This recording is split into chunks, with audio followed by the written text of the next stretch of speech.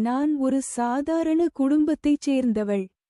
என் மாத வருமானம் 20,000 ரூபாய்.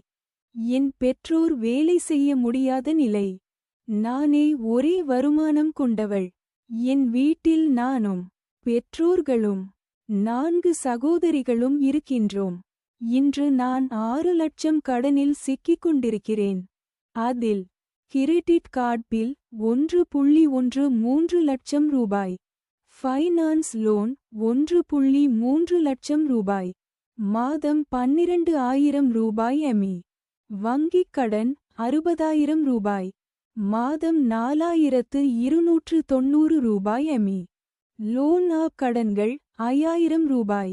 மாதம் 3,000 ரூபாய் எமி. மற்றொரு கடன் 50,000 ரூபாய். மாதம் 2,858 ரூபாய் எமி. தங்க கடன் 98,000 ரூபாய்.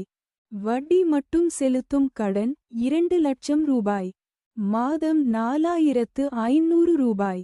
இந்த எல்லா கடன்களும் நான் எடுத்தது என் பெற்றோரின் மருத்துவச் செலவுகளுக்காகவும் என் மற்றும் சகோதரிகளின் படிப்புக்காகவும்.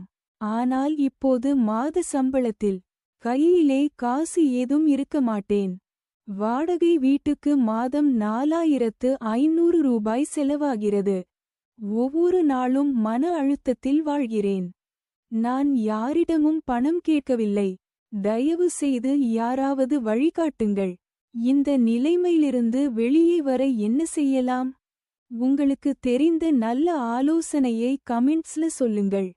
உங்களுக்கும் இதுபோன்ற நிலைமைகள் இருந்திருந்தால் அதை எப்படி சமாளித்தீர்கள் என பகிருங்கள். உங்கள் வார்த்தைகள் எனக்கு ஒரு வழிகாட்டியாக இருக்கும். நன்றி.